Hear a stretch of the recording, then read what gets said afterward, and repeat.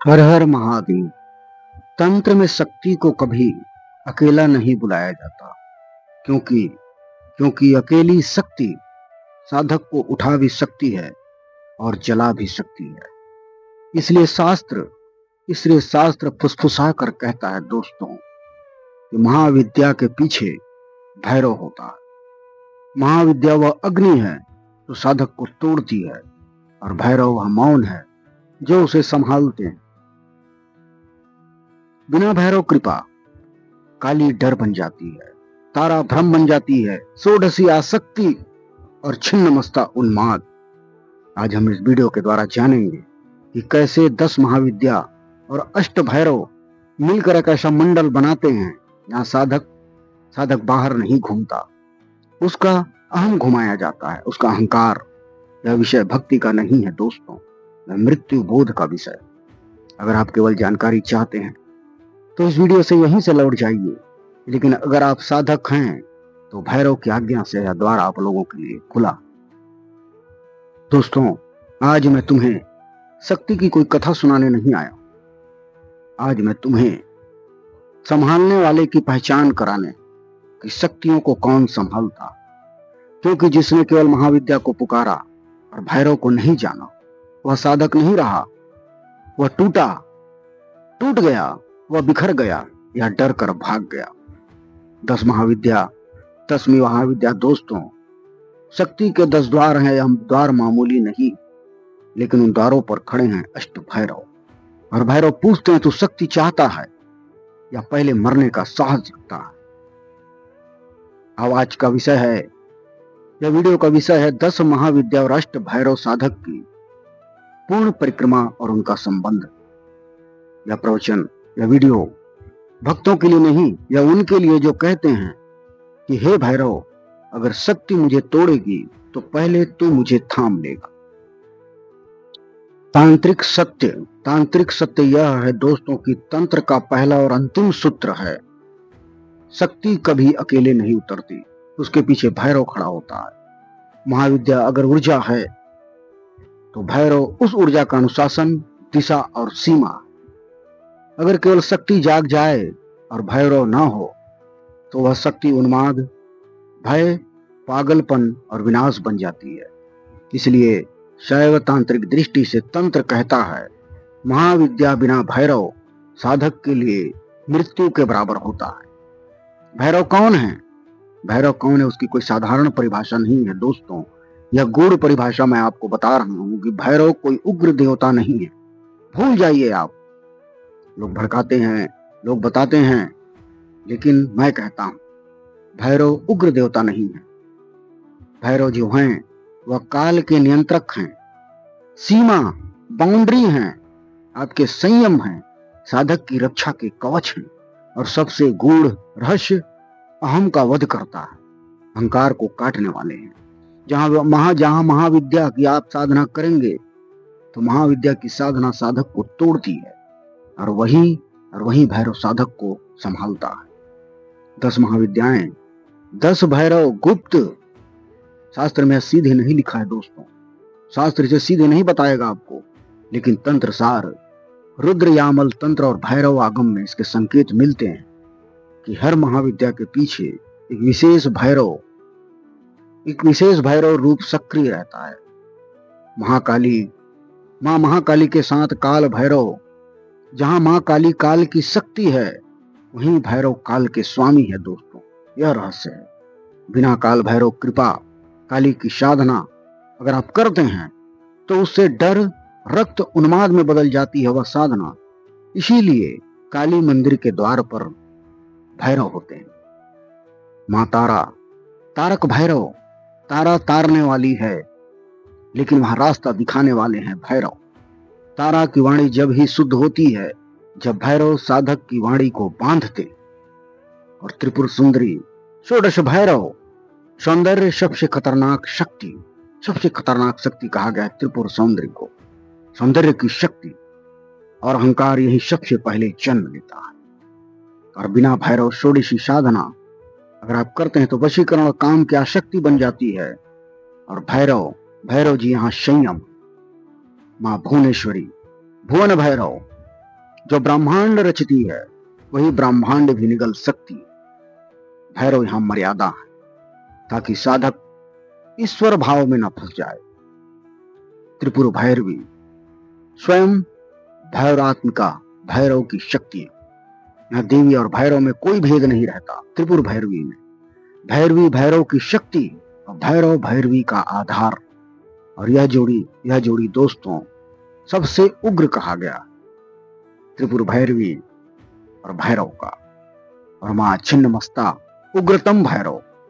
छिन्नमस्ता का स्वरूप जहां अहम का सिर कटता है, अहम का सिर काटती है, लेकिन अगर भैरव ना हो, अगर यहाँ भैरव की साधना इसके साथ न की जाए, भैरव का नाम न लिया जाए, तो साधक का मानसिक संतुलन कट जाता है, पागलपन की अवस्था आ जाती है। इसलिए छिन्नमस्ता साधना करने से भैरव कवच के बिना निषिद्ध है। अगर आप साधना करते हैं मां छिन्नमस्ता की, तो भैरव साधना अत्यंत आवश्यक है, भैरव कवच आवश्यक है।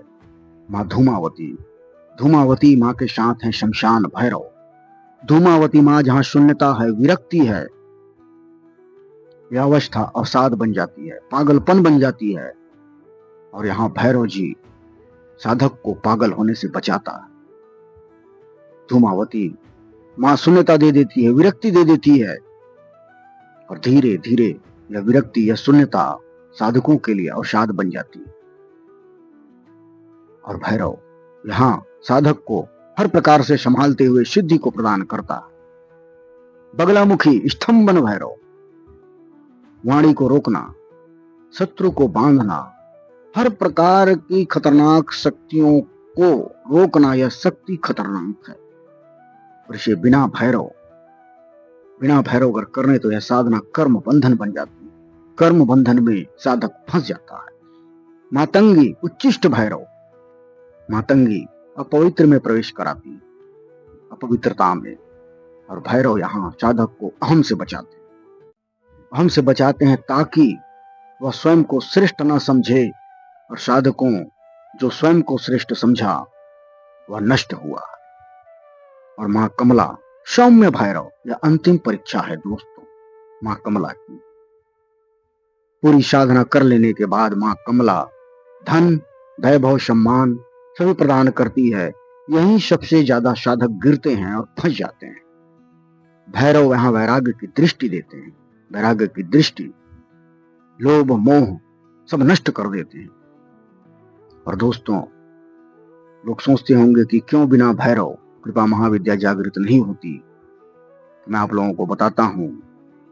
कारण पहला है दोस्तों कि महाविद्या ऊर्जा है और भैरव संरचना है।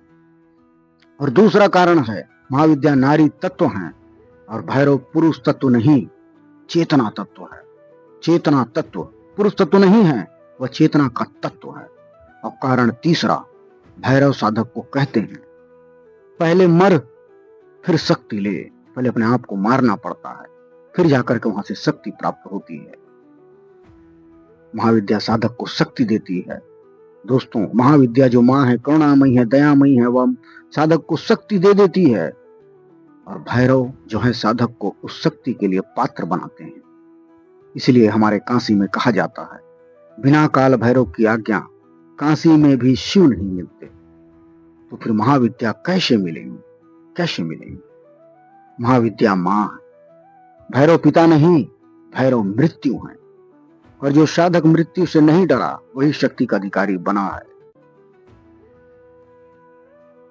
अब प्रवेश करते हैं साधकों उस तंत्र के उस पूर्ण मंडल में जहां रेखा नहीं रहती, परिक्रमा बन जाती है, जहां साधक चलता नहीं, घुमाया जाता। 10 महाविद्या और 8 भैरव, साधक की पूर्ण परिक्रमा।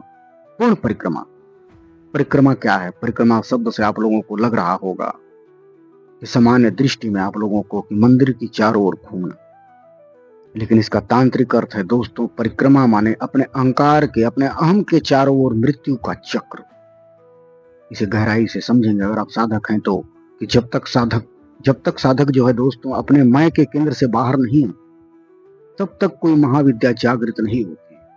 अब यहाँ पर मैं का मतलब क्या है? मैं का मतलब कि मैं करता हूं, मैं ही सब कुछ हूं, मैं यह, मैं वह, मेरा किया, मैंने किया, यह सब नष्ट करना होता। इसलिए तंत्र में कहा गया है महाविद्या केंद्र की शक्ति है और अष्ट भैरव 8 दिशाओं की मृत्यु। अष्ट भैरव 8 दिशाओं की मृत्यु का मतलब है कि अपनी सभी इंद्रियों को मारना, सभी प्रकार की वासनाओं को त्यागना, सभी प्रकार के अहंकारों को मार देना, वही मृत्यु है। और अष्ट भैरव साधक की 8 परीक्षाएं हैं। अष्ट भैरव कोई देवताओं की सूची नहीं है दोस्तों, वे हैं साधक के जीवन की 8 अंतिम बाधाएं। वह बाधाएं हैं जिसे त्यागना पड़ता है। रहस्य है, पहला जानेंगे शीतांग भैरव, देह का भय। साधक की परीक्षा है कि देह का भय होने लगेगा। रुरु भैरव अति क्रोध, रुरु भैरव साधक के क्रोध हैं। और चंड भैरव साधक के अंदर हिंसा, और क्रोध भैरव साधक के प्रतिशोध। उन्मद भैरव साधक के उन्माद। उन्माद का मतलब पागलपन नहीं, उन्माद का मतलब है बिना सोचे समझे अपने मन से कार्य करना। कपाल भैरव, कपाल भैरव मृत्यु बोध का डर, तो मेरी मृत्यु हो जाएगी, मैं नष्ट हो जाऊंगा। और भीषण भैरव अकेलापन। और संहार भैरव सर्वनाश की स्वीकृति, यह द्वार। जब तक ये 8 द्वार पार नहीं होते दोस्तों, कोई भी महाविद्या पूर्ण नहीं होती। कोई भी महाविद्या, लोग भटकते रहेंगे, कोई भी साधना पूर्ण नहीं होती। 10 महाविद्या केंद्र की 10 अवस्थाएं हैं। केंद्र की 10 अवस्थाएं, महाविद्याएं 10 दिशाएं नहीं है दोस्तों, 10 आंतरिक अवस्थाएं हैं। ध्यान से सुनिए, अगर साधक हैं तो वे साधक को धीरे धीरे केंद्र की ओर खींचती है। लेकिन अगर भैरव पहरा ना दे दोस्तों, तो साधक केंद्र तक पहुंचकर टूट जाता। पूर्ण परिक्रमा का गुप्त सूत्र यह है, तंत्र का अत्यंत गोपनीय सूत्र है जो मैं आप लोगों को बता रहा हूं। महाविद्या साधक को भीतर बुलाती है और साधक के भीतर पहुंचते ही भैरव बाहर से रास्ता बंद कर देते। इसका अर्थ बाहर भागने का कोई मार्ग नहीं, भीतर उतरने के सिवा कोई विकल्प नहीं। यही पूर्ण परिक्रमा है, पूरी तरह आपको उसमें उतरना हो। और परिक्रमा का चरणबद्ध रहस्य यह है, चरणबद्ध रहस्य है कि काली शीतांग भैरव, काली समय को तोड़ती है, भैरव देह के भय को, भैरव जी देह के भय को तोड़ देते हैं। साधक पहली बार मरने को तैयार होता है। मरने को तैयार का मतलब यह, भयभीत नहीं होना है दोस्तों। मरने को तैयार का मतलब जब अपनी सभी इच्छाओं को मार करके साधना में प्रवेश करना। दूसरा चरण तारा, रुरु भैरव, तारा मार्ग दिखाती है, रुरु क्रोध को जला देते हैं। साधक सीखता है, रक्षा बाहर से नहीं भीतर से आती है। षोडशी, तीसरा चरण, चंड भैरव, सौंदर्य जागता है, लेकिन चंड भैरव हिंसा को काटते हैं। काम शक्ति बनता है, आशक्ति नहीं। शक्ति बनती है लेकिन उसमें आशक्ति नहीं होती। मां भुवनेश्वरी, क्रोध भैरव, मां ब्रह्मांडों का भाव आता है और भैरव उसे तोड़ते हैं। साधक देव नहीं बनता, वह शून्य बन जाता है, कुछ नहीं रह जाता है। भैरवी, मां भैरवी, उन्मद भैरव, उग्रता चरम पर, उन्माद की परीक्षा। यहीं पर अधिकांश साधक गिर जाते हैं, भटक जाते हैं। और छिन्न मस्ता कपाल भैरव, अहम का सिर कटता है दोस्तों, मृत्यु साक्षात होती है।